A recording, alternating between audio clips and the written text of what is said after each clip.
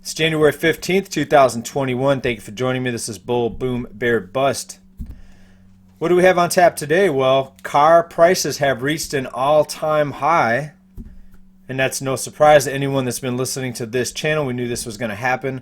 Also, JP Morgan Chase is warning that if the government does not send out more stimulus checks, that there's going to be major loan defaults. So let's go ahead and get into the information, the news, and the numbers. A recent article here out of carscoops.com. The average new car price now surpasses $40,000 for the first time. So amidst the worst economic downturn since the Great Depression, nearly 6 million people cannot pay their rent or their mortgage. Millions of people begging for stimulus checks, massive job losses. Job losses starting to increase now on a weekly basis. Instead of a recovery, it's a decovery. But yet car prices, an all-time high. So that should tell you, in the land of opposites, in the land of create unlimited amounts of money out of thin air, up is down, down is up, right is wrong, wrong is right, right is left, left is right, and so on. Everything is just the opposite. So prices are still rising even during these current times with so much devastation out there and so many people on the verge of losing their homes. $40 billion worth of utility bills going unpaid because people can't even pay their monthly cost of living expenses. All right, absolutely insane, but let's take a look at the numbers here out of this article.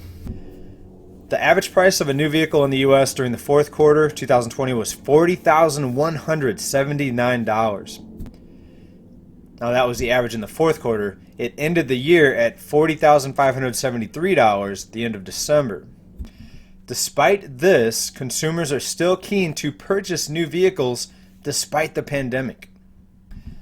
All right, now here's the truly telling part in my opinion. The USA Today notes that the average new car buyer in the country borrowed $35,373, which meant an average down payment was only $4,734 for the average new vehicle that cost $40,000.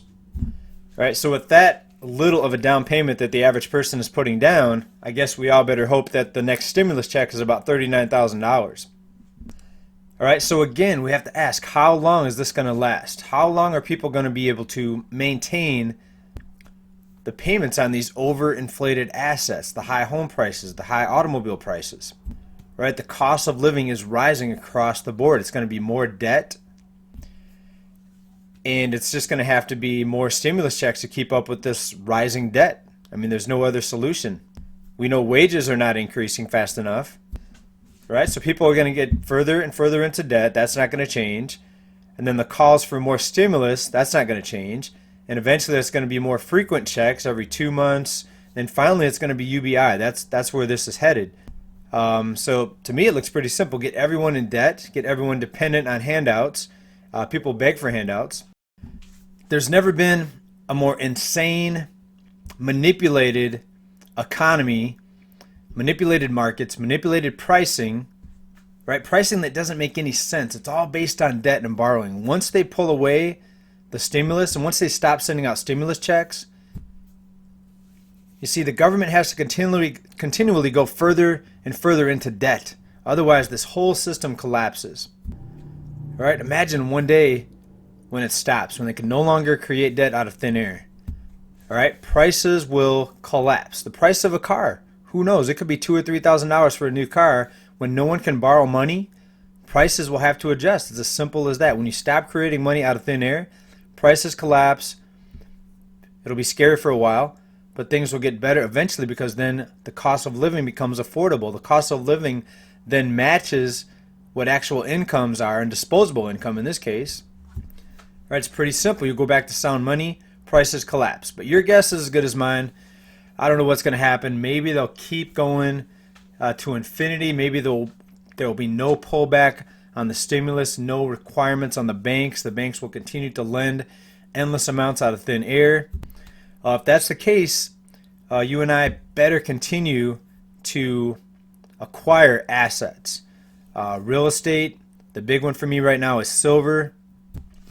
There are certain markets that I would not buy real estate in right now, including right here in mine. I would not buy real estate in San Diego right now at this point.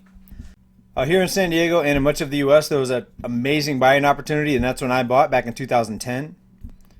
And prices were less than half of what they are now. I'm sure if you have a huge down payment, if you're a multimillionaire, no risk in buying. But right now, I choose not to be in real estate. Silver is the place. Link down below. You need to protect yourself. You're going to see crazy, crazy inflation if this continues. And the new administration, there's no talk about pulling back on the stimulus. In fact, there's talks about increasing the stimulus, the payouts, the rescue programs. Basically, it's more debt than we've ever seen. It's not going to stop.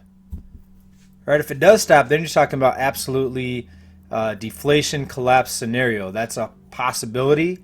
Let me know what you think. Is it going to stop? Is it going to keep on going to infinity? All right. Nobody really knows. Nobody knows exactly if and when it's going to stop. How much bigger the stimulus and the debt is going to grow to. There's people saying it's going to be $100 trillion debt for the U.S., $500 trillion debt globally. And why not? Who am I to say that they're wrong? They can create unlimited amounts of money out of thin air. Right? So anyone that says that's wrong, that can never happen, it's not true. It can happen. The question is, will the lever pullers, will the string pullers, the puppet masters, will they continue this massive, massive inflation push? But let's take a sidetrack here. I digress a little bit there. The Honda Ridgeline 2021, $37,655. All right, also, a new car is something I would not be purchasing. Right, every time I go to buy a car, it's at least 2 to 3 years old, because the price just drops so much if you buy a new car.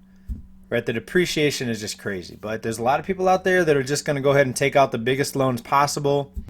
They won't try to negotiate a lower price. They're okay with just going into debt. But when the chickens come home to roost, if you're in massive debt, when there finally is a price correction, or when there's bigger job losses, you're going to see a lot of these vehicles being towed away. And I think we're just a short time away from something serious happening. So prepare. Link it down below. Get yourself some silver. Protect yourself against this inflationary environment with these out of control banks and lawmakers behind the banks allowing this to continue.